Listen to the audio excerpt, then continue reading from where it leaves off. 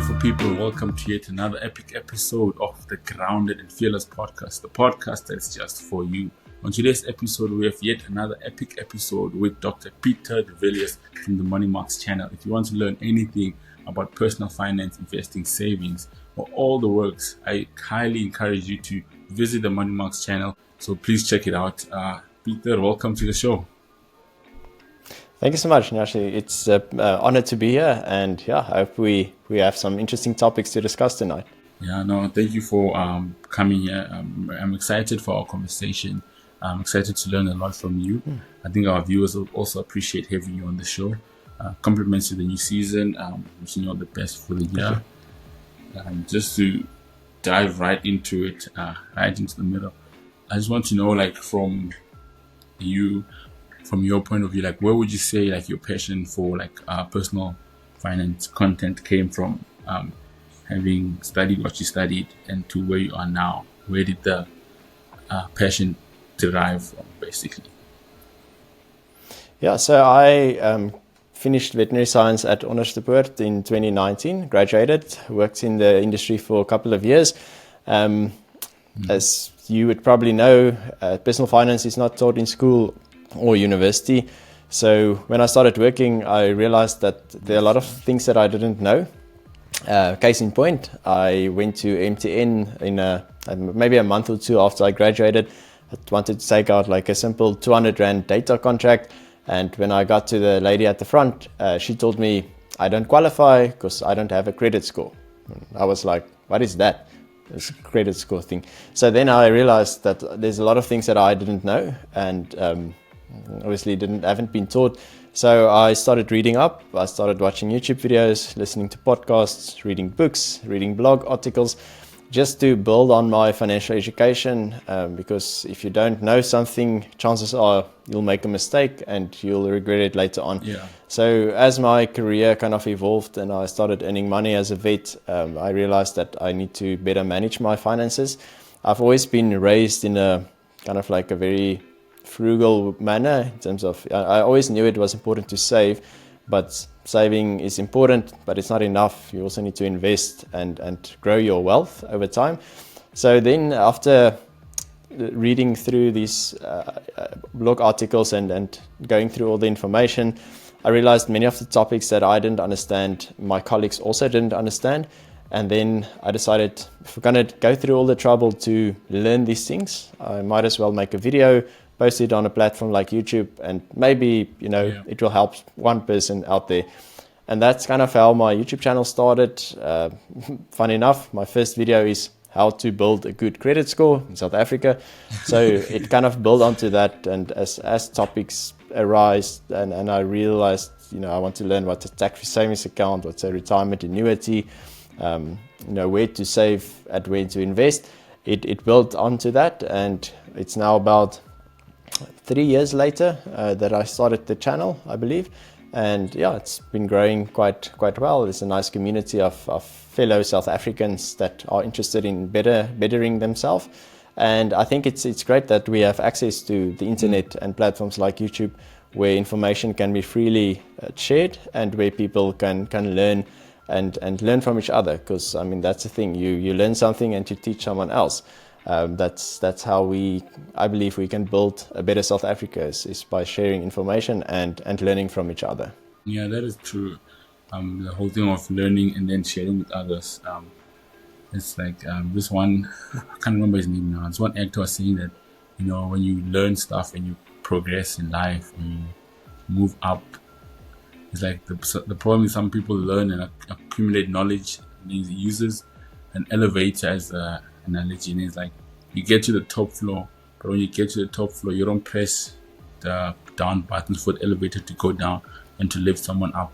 And I think it's very inspiring for you to have taken all the time to actually read up on all these things and then want to share the knowledge with your fellow colleagues and even broaden it to the greater South African country, for everyone who has access, to the YouTube space, which I think in the current South Africa, where you have a lot of Wi-Fi spots that everyone can access it and actually learn from you, that you have taken the time, which is very good. I commend you on that.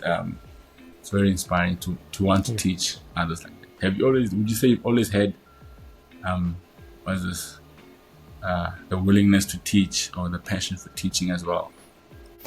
No, I don't think so. I never saw myself in a teaching position. My mother is a teacher. She taught maths at high school level. I never thought I would be a teacher in that capacity. I didn't think I have the patience for that. So it was quite a surprising thing for me to realize that I do love teaching, or at least from the perspective of just trying to explain complex topics. Before I started my financial channel, actually I started a veterinary channel focusing on dog and cat related conditions. And what kind of motivated that was we were in the middle of COVID, you know, the name that we shall not mention, that distant memory that's a blank space. And one of the kind of trending topics that went around by that time was people were concerned that animals, dogs and cats actually transmit COVID. Then they kind of freaked out. People were dumping their dogs and cats on the street, you know, putting them up for euthanasia. And that was quite a worrying trend because it was based on misinformation. They didn't understand how diseases work. And that resulted in animals, you know, essentially suffering. So then I decided, okay, well, let me try and break down a complex topic like COVID-19, viruses, communicable diseases, and let's try and simplify it so that the average guy on the street can understand it, and then hopefully that will help them to better make informed decisions and not make radical emotional decisions. And that's the first video on my veterinary channel, and when I posted that, I saw there's a great uptake. People really liked the approach, and then I started tackling all other types of questions that people had, like my dog throws up, what do I do? If they have diarrhea, what do I do? Evolving into explaining kidney failure, liver failure, heart failure, because the reality is, unfortunately, not everyone has access to veterinary care, especially in third world countries like South Africa. I mean, we do have the state vets, but they're also limited in their reach. So some conditions, pet owners can actually do a lot to save their pets if they know what to do and what not to do. So I also found that if I can share information that's freely available, as you said, you only need Wi-Fi or internet access, then maybe we can save a life here and there.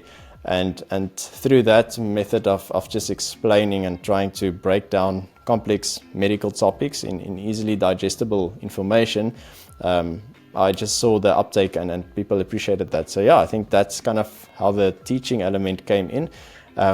But I still don't think I'll be able to stand in front of a class and teach physiology. I don't have the patience for that, but at least I can make a video and they can watch it in their own time. Yeah, that is true. I mean, you say you can't teach a class of like, I guess, an odd 120, but in your videos you teach like what, 20,000 plus people. Yeah, I mean it's a difficult, sometimes difficult to grasp I want to say almost the velocity of some of the videos, because if a video does really well, it's maybe 40,000 people watching it, and it's like standing in Loftus Versfeld in the rugby stadium. It's like full, but yeah, it's difficult. But I think it's also like different periods that people watch it. So it's easier for me to make a video and put it on a platform, and then whoever watches it can. If they don't like my face or my voice, they can just go shut it down. It doesn't matter. So it's I mean it's an interesting world that we're living in, where people can freely share information and opinions, as long as it's with the right intent of helping others and trying to build them up. Yeah, that is definitely true. It's always about like if the right intentions are there, it's always a good thing. And then looking at your own personal journey of like personal finance, and what would you say was like the biggest lessons you wish you had learned or known back then, especially as like you're saying in the beginning of your career as a newly graduate entering the workspace? What would you say are the biggest lessons that you know now that you wish you had early on in your career? Yeah, I think there's probably a couple of things that I think I could have done better. Firstly is education. again, no one is going to come to you and teach you things. You really have to be willing to learn and to engage. That does not necessarily mean just watching one video. It means like really putting in the effort, and you know, when you're driving to work, or you are cleaning your house, or you are doing some chores outside, put in some earphones, listen to a podcast, put in a financial podcast. I can share a couple of good audiobooks and podcasts after, maybe in the show notes, that you can listen to. That's like very simple finance 101 that I would encourage people to learn. Finances can seem quite daunting, especially with the financial jargon that's being used in the industry, but it really doesn't have to be. It can really be simplified in very basic financial habits, that if you do that, there's something called the Pareto principle. I'm sure you've heard of it, where it's kind of the phenomenon that 20% of the effort results in 80% of the results.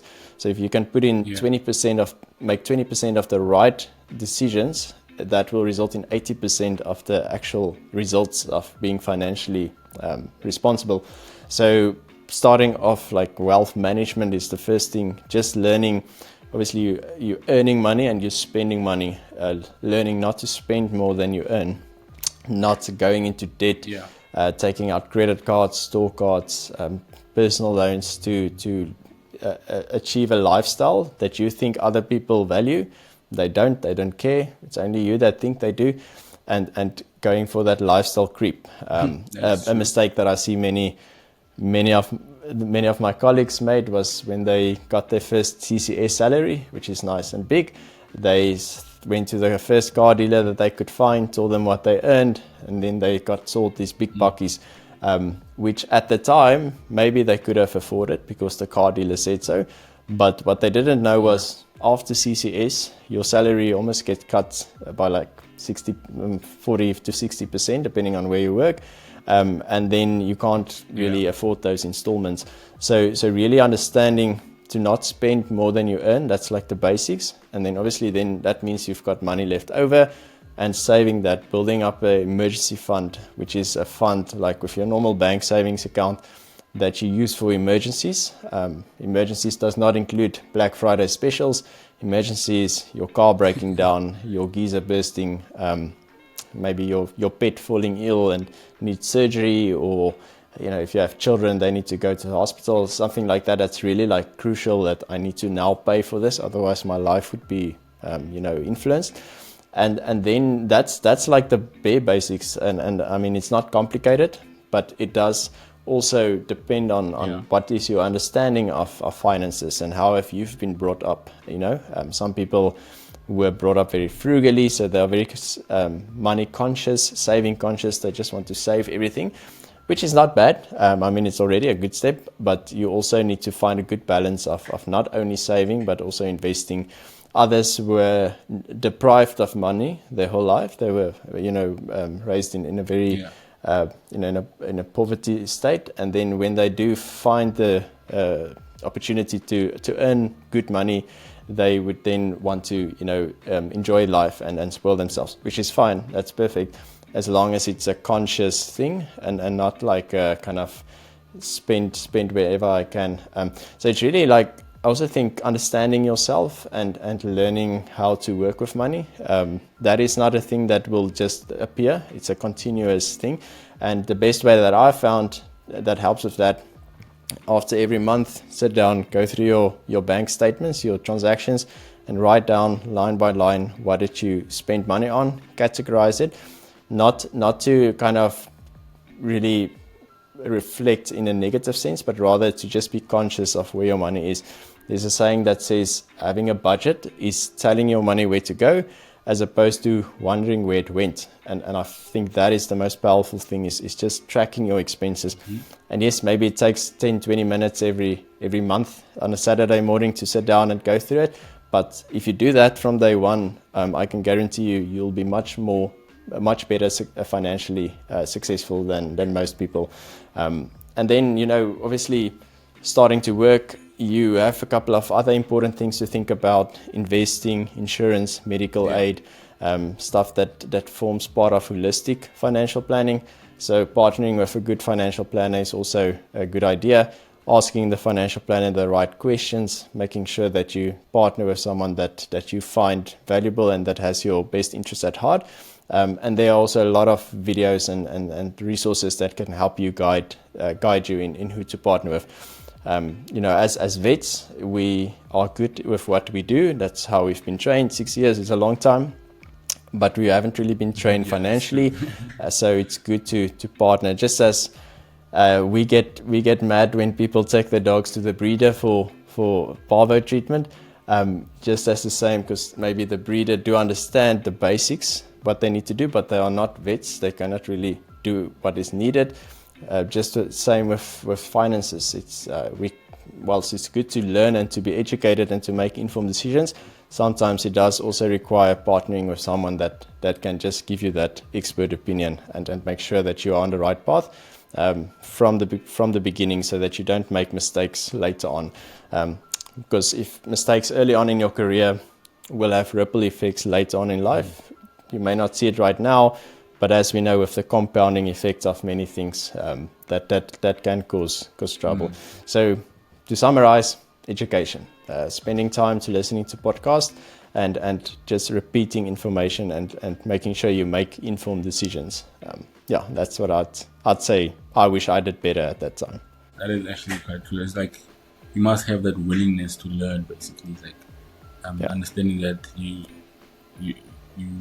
do not know as much as you need to know, and being humble enough to see that and have that willingness to say, I want to manage my finances properly, and being on the lookout for these videos, content in terms of audiobooks, actual books, YouTube channels, like the one you have, and just like you're saying, that put that 20 minutes effort on your side as a young individual who's just entering the workspace, putting effort on your side to say, let me learn, let me figure this thing out before the repercussions comes later. It's like, you know how in the finance industry, like the whole compounding interest thing is such a big thing. I guess you can say even in this setup, like where if you make bad decisions now, early on, they'll compound into a very big bad situation in the future. But if you make the right decisions now, they'll compound into something very positive later on, which is quite amazing. There's a book called The Slight Edge, which basically talks about small little habits that it's easy to do, it's easy not to do, but if you do it every single day, good or bad, it's going to compound and become very powerful. It's like, losing weight. If you only eat well for a day and go to the gym one day, it's going to make absolutely no difference. A week, maybe a little. A month, you'll start seeing stuff. A year, definitely. So it's little habits that is not difficult to do. It's listening to a podcast. It's reading one article. Even if you're not interested in finances, trust me, the more you learn about it, the more you would, at the end of the day, you watching or listening to this are the only person that gives the most amount of value to your own money. You working hard, you're studying now to get a good degree, to get a good job. You're going to work very hard, you're going to earn money, so you should be the person that spends the most of time understanding your finances so that you can grow that wealth in order to one day obviously retire. So compound small little good decisions every day would compound, and as you said, if you don't do it, it will maybe compound to the other side and have a ripple effect later on, which could go either way. So that's a good way to understand that concept. Even when you were speaking earlier on about how the way sort of we grew up and having been raised in a certain way does have like some impact on how you manage your money. And I think Morgan Housel spoke about it in his book of The Psychology of Money, saying that there's no formula you can follow for financial management. It's like it's all personalized, but you also need to know what you want to do, but it doesn't mean you must be careless in everything you do. You mentioned stuff like, having the eagerness to learn and to put in the effort to try and understand finances. And then if you would also add on in terms of like if someone wants to start off somewhere, like just a simple starting point, what would you say that would be? Even though there is no like formula when they say follow 1, 2, 3, 4, But what would, from your side of things, after having seen it, what would you say is like the best starting point where someone can start? Yeah, so I would say there's a saying that investing in yourself is the best return on investment. If we talk financial jargon, and that means go and buy that book or pay for that audiobook. Maybe it's 100 Rand or 200 Rand, or maybe you go to a second-hand store and it's 20 Rand if you're a student. Maybe it's even for free. Buying good financial books. Again, we can add some in the show notes, but Rich Dad, Poor Dad from Robert Kiyosaki. I Will Teach You How to Be Rich from Ramit Sethi, and The Total Money Makeover from Dave Ramsey. All three are very easy books to read, easy to understand. They were written by American authors, so they have a bit more focus on the American market, but 90% of the habits that you learn in those books would apply to just the general public. So really reading those books, making notes, maybe reading it again, because you will only really, it's also saying, not happy with what you reap, change what you sow. So if you are in a financial situation that makes you unhappy and you don't like the results, you don't like the way life is playing out financially for you and your family, then maybe take a step back and see what can we change maybe day by day to change the outcome. And again, there's no like magic bullet, there's no one big thing, perhaps maybe there is, but generally it's small compounding things and starting with education. Again, I'll go back to that, and learning what other people said, people that have a history of really, they condense their whole life into one book, into maybe 200 or 300 pages of wisdom that you can access for 20 Rand. I mean, that's magnificent. And getting wisdom from different people and building that, compounding that, then you'll start to see in your own life, oh, maybe I've learned this today. I'm not doing this. I should do this. And that is very powerful. And once you've kind of read those core 3 books, there's another like 10, 20 that you can read. But you have to make time for that. You have to really put in the effort. And not having time, it's not an excuse. We all have time. Yeah. So take out your phone. You have a time tracker on your phone. See how much time you spend on TikTok or Instagram or whatever the kids do these days. You do have time. Yeah. I can guarantee you that. And rather spend that more productively if that is what you want to achieve. And I'm talking from experience here. Yeah. So it's like basically just make the time and put in effort to find time to actually work on your finances. Going back to like your varsity days, June 2017, and then what would you like? Do you have any money hacks or like simple budgeting tips that you can give to our student audience that is still in varsity? I know you made one video that I liked about like how much you saved when you did grocery shopping and those kind of stuff. So do you have any money hacks that you can, nuggets of wisdom in that aspect that you can give to our varsity audience that could help them? Yeah, for sure. I mean, as a student, I think we can all resonate. Basically being broke, you've got maybe an allowance or maybe a bursary or maybe nothing. So it's actually a good thing because you learn how to get by with very little. So there's 2 ways to go about. Either try to increase your income or allowance or decrease your expenses. So increasing your income, I can only talk from experience, but I really try to do the odd jobs. My friend and I started a pet sitting business that we used veterinary students to look after other people's homes. And funny enough, Nyasi bought that over, so he's the new owner. So that really helped because that meant that we could stay in other people's homes, which are usually quite nice over weekends, look after pets, which was something that we had to do as vets in any case. And then you earn good money for that, just basically doing easy work. Other stuff that I did was I worked for Royal Canin. I sold dog food. So I went to a pet shop over weekends, took the stand and everything, a bunch of toys, and then I'll have a little stand there. I'll tell people about the food, and then I try to convince them to rather buy Royal Canin than Heels. And then when I worked for Heels, I did the other way around. So that it's really like identifying opportunities as a student, because there are. Sometimes it may not be the most glamorous jobs. Maybe it's like waitering, but 50 Rand or 100 Rand as a student is quite a lot. It enables you to really have a better type of student life, whether that is to help you pay for your studies, to buy books, to eat better food, or sometimes to just attend a nice social event that was arranged for your year. So those are two things that I think was important. And then reducing expenses. If you have a microwave, you can do anything. My wife is also a vet. She was 1 year above me, and she managed to cook anything in a microwave. So any meal that you can think of, she was able to do. I wasn't. I was lazy. I went to the cafeteria, which is not always a good thing because it can get quite expensive.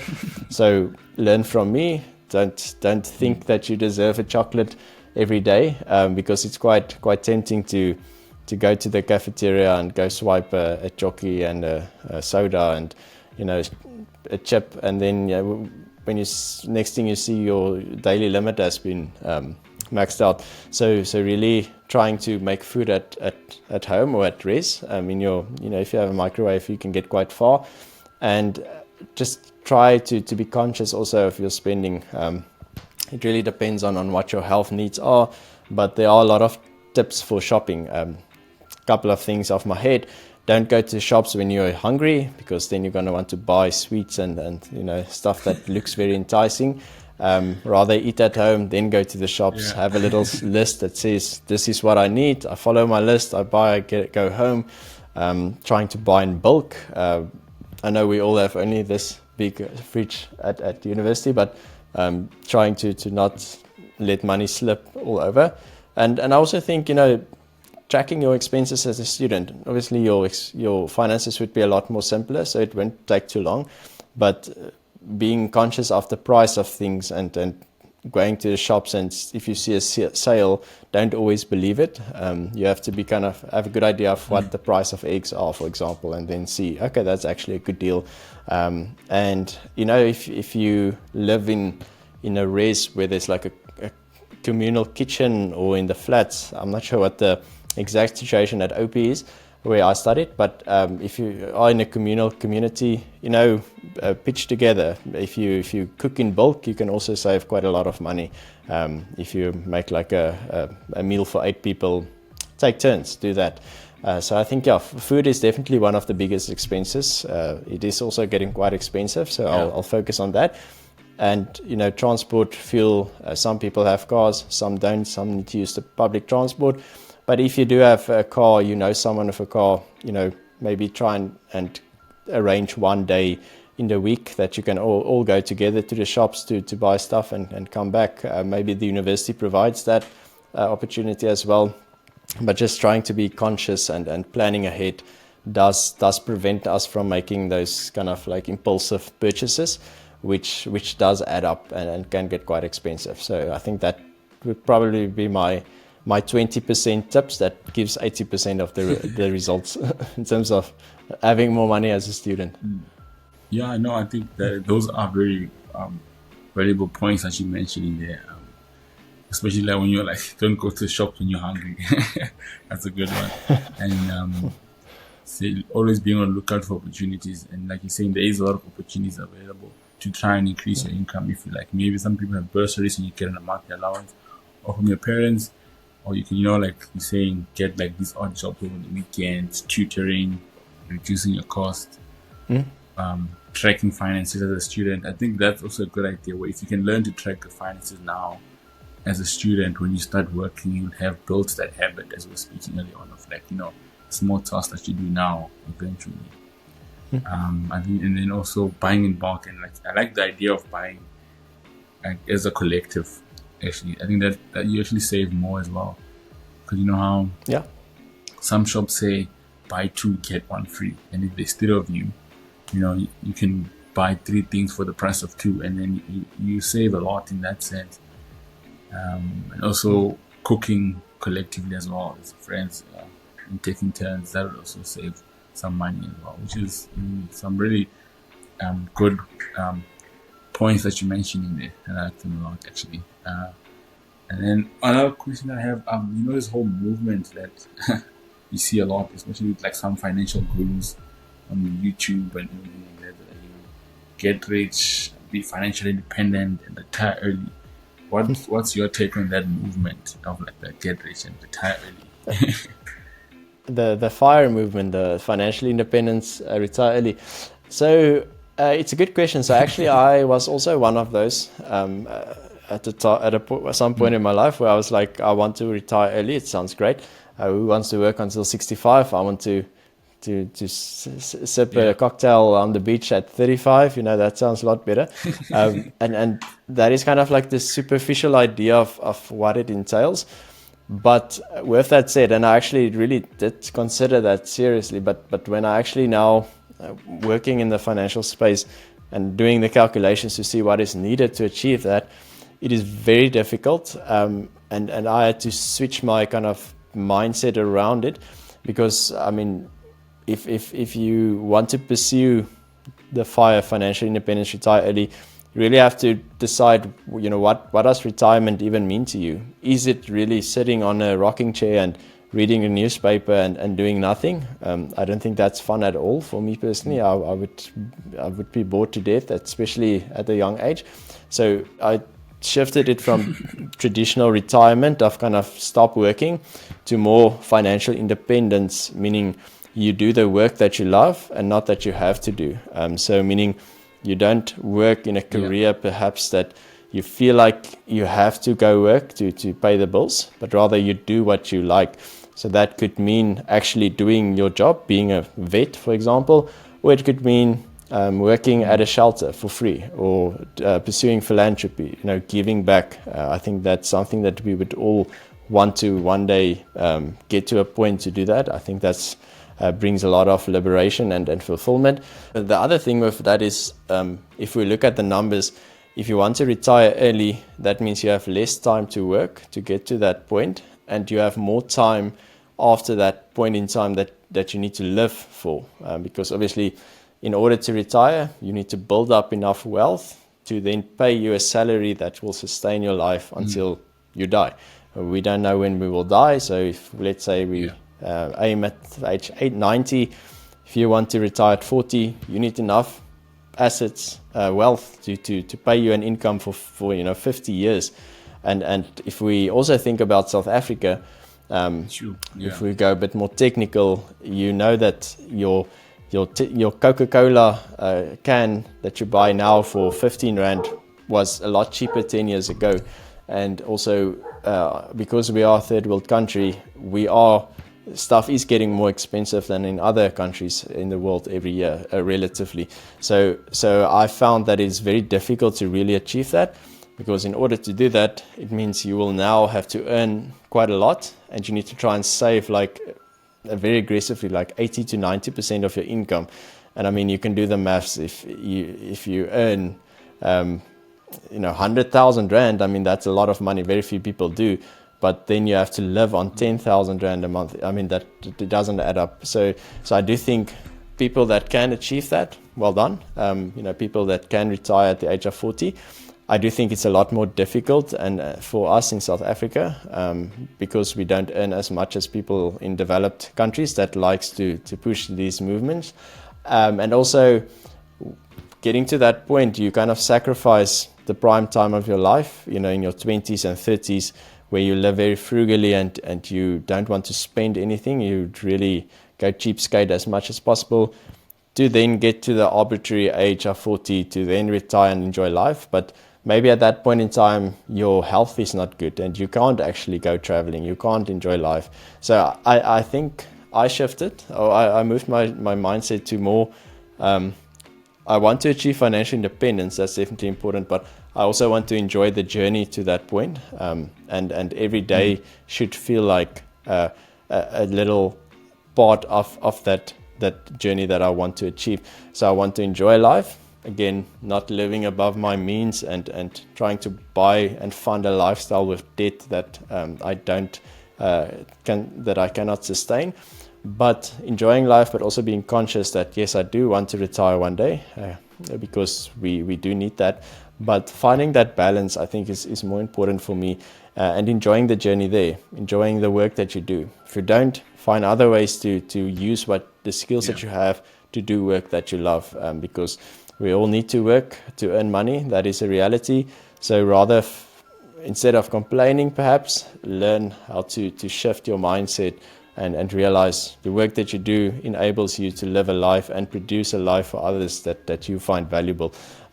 So yeah, I mean, kudos to those who can achieve that. I'm sure that is a massive achievement, but for me personally, it's not something that I'm really too concerned about anymore. Also, I don't think it's possible for most people. So it's a very difficult dream to pursue, realistically.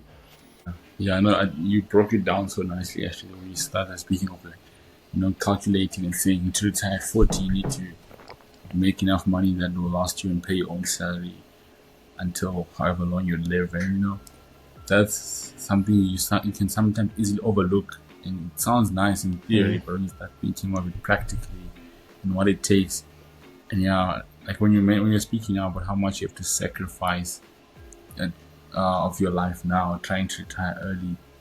I guess if it's worth it for you, then go for it.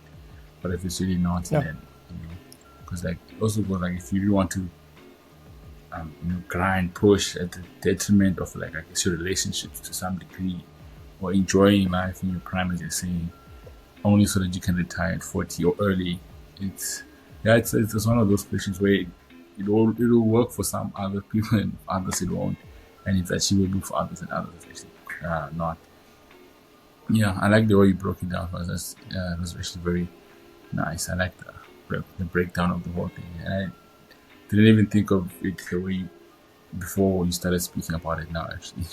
Reading about FIRE, I think there's a lot of good habits that you can learn through that, because they basically focus on, again, tracking your expenses, making sure you don't live a lifestyle that you can't fund, paying off short-term debt, emergency fund, investing in good funds. All of that is good financial habits. I just think they sometimes go a bit too extreme, and they paint a very very nice picture. A classic sitting on the beach drinking your cocktail, and then oftentimes there's selling the dream and then selling a course that you need to buy to achieve this. And that's something I also just want to mention. There's a lot of scammers out there, unfortunately, that will sell these dreams to people that are either desperate or just gullible. So just be conscious of that and be cautious to not fall for these kind of because they are very good marketers. They like to paint a picture, and then you think, but if I just buy this thing, then I can also have that. It takes a lot of hard work and sacrifice, but learning about FIRE, I think, not in itself is a great thing. I just think rather focus on the journey than the destination.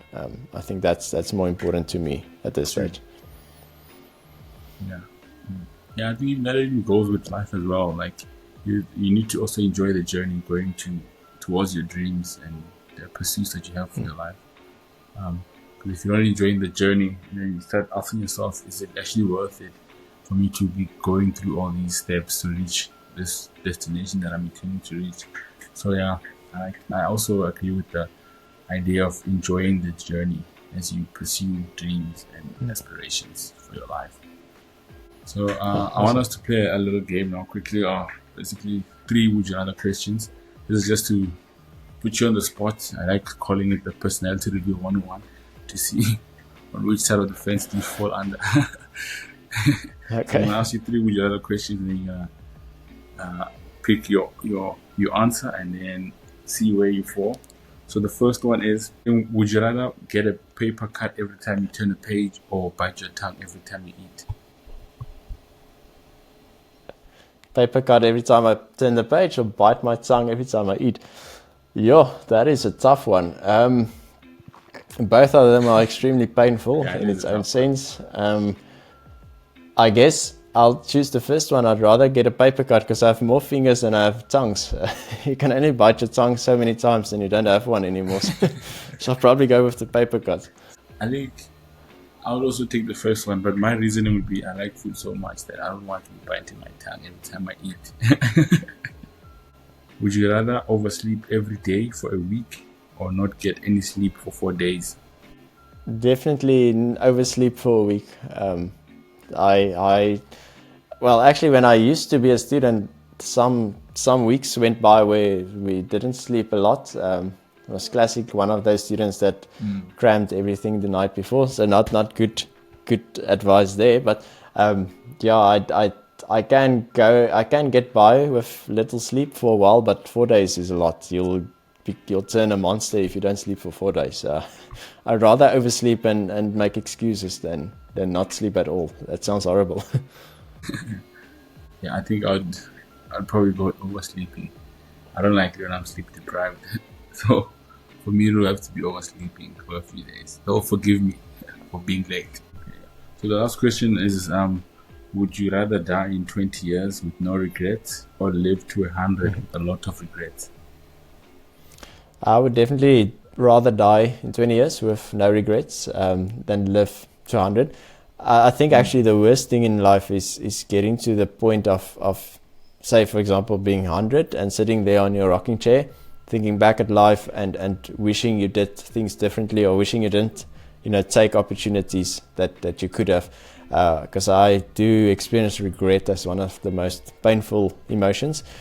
So yeah, I mean, living life to the fullest, that's always my a motto that I try to live by, even though if that does mean shorter life, going out with a bang, I think it's definitely for me more appealing than living too long and having those regrets. But yeah, that's quite a tough one. Yeah, it is a tough one. But I also think a life worth living is it's much better than a life not worth living, but enduring for it for too long. Because I mean, life is all about making memories, having a good time, chasing after dreams, taking risks. And if you live long and not do all those things, then I don't know, it's not really worth living if you aren't really living. I don't think that would be living if full of regrets. Exactly. Yeah, so, yeah, I think that's a good quote there. So the last question of today is, what does grounded and fearless mean to you when you hear the phrase being grounded and fearless? Yeah, it's a good question. So individually, I'd say grounded, being aware of your identity, both in different fields. But I think for me personally, my identity in Christ is my foundation. Understanding what that means and what that really enables me to live life to the fullest, knowing that there's a bigger picture behind us being here, and also accepting yourself and accepting yourself not despite your differences or despite your little mistakes and inadequacies, but because of your differences. I think that's an ever evolving journey for all of us to really understand ourselves and accept ourselves and love ourselves. Going through school and university and working in career, obviously life has become so connected and there are so many opinions outside that we can easily kind of get broken down in little pieces if we do allow others to do to have that power over us. And I found that understanding who you are, what you stand for, why you do that, and why you are who you are, and really having that solid foundation of the Christian principles for me does add a little protective layer around me, that I can live life by my principles, that I try to do what is right. Obviously, far from perfect. Definitely do have a lot of things that I need to improve on, but again, loving myself not despite that, but because of that, because we are all imperfect, and that's fine. That's how I think the world needs to function.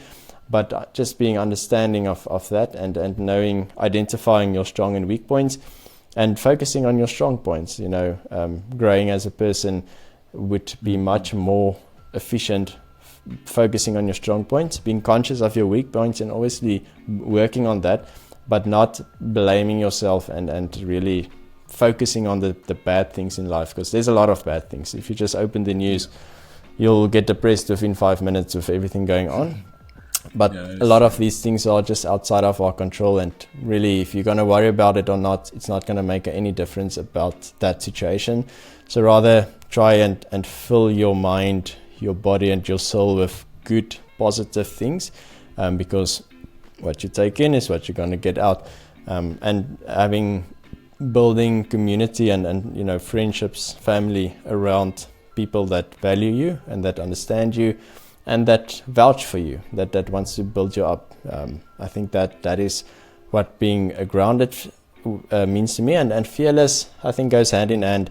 If you do understand what you stand for, then there's little things that you can really fear in terms of maybe people have different opinions, or maybe they have negative comments about who you are, and that's fine because you understand what you stand for, so it won't really affect you. I think those two, individually and collectively, being grounded and fearless, does go hand in hand for me. You need to have a good foundation in place in order not to be affected by the high winds that life throws at you. And that is a ever evolving process. It's not something that will just, you get to a point where it's done and everything is in place. Life happens. Life sometimes throws you around, but you get broken down, you stand up, you are better for it, and you learn and you grow. Those are two great ways to summarize that. I like it. Yeah, I like your explanation of being grounded and fearless. Every time I have a guest and they explain it, I'm always blown away by how many people have different interpretations and understanding, how they resonate with the words grounded and fearless. And I think yours is also a very powerful one. And I relate with, I like the part when you said, because you're grounded, you have that confidence to be fearless. And no matter what people say or how they perceive you or whatnot, because you know what you stand for, your morals, your identity in Christ, as you mentioned, that gives you the confidence to be fearless, basically, and to just take charge. I really like that a lot. And Pieter, thank you so much for coming to the show. It was a great pleasure having you here. I learned a lot. Time flies when you're having a good time. And I think it was a very informative session. I think I personally have taken a lot from this conversation, and I'm pretty sure most of our viewers also appreciate you coming here and sharing your wisdom and the things that you have learned over the years. Also on your channel, for those of you listening, this channel is Money Marx. I'll put the link in the episode description. I highly recommend you check it out. And any last words from your side to the audience? Yeah, thank you so much, Nasi, for the opportunity to be on the episode, and for you for starting this. I think it's great to see. We talked about this a bit earlier before we started recording, but just seeing more people, being willing to share. I think we all have something to bring to the table. Even you listening there or maybe watching, even if you don't think you have anything to say, in a world of 7 billion people, there's a crowd that's going to be interested in what you have to say. And also with the platforms like YouTube and Spotify, giving us the opportunity to share information freely in a country where we can share information freely. I would encourage all of you to start engaging and having conversations. And you don't have to become an influencer or a content creator necessarily per se, but just listening to others and sharing knowledge and helping, because I do think we all have different skills that we can help others out. And if you do want to pursue that route of sharing and take out your phone, shoot a video, maybe share a message for others, maybe you can affect one other person in the world, and I think that's enough. So I think my last words would probably be let's try and engage more in conversations and let's focus on the positive. Again, our country, I love our country to bits. I think we have the best country in the world. We are so diverse. There's so many colorful, positive things that I can say with that said, there are also the negative stuff. But let's try and focus on the positive things. Let's build each other up. That's how South Africa would be built up, is when we combine forces and we share knowledge with each other, and we look past the past and we look into the future to help each other out. And if you struggle with something, ask for help, especially those in the veterinary industry. When you start working, it is a very highly stressed industry. And you are not supposed to know everything, and you're not supposed to never make mistakes. So, and if you're in another industry, if you ever feel like life is just getting too much, please do reach out. Others are willing to listen and to help and just share experiences. So yeah, thank you so much for this opportunity, Nyasi, and all the best with the podcast. Keeping an eye on it. I hope to see it develop into a nice little information session for young adults in the future. No, thank you so much, Peter. Thank you, beautiful people, for tuning in today. Please remember to hit the like, subscribe, and share the episode to someone who you think will also benefit from this conversation. Until we meet again, adios.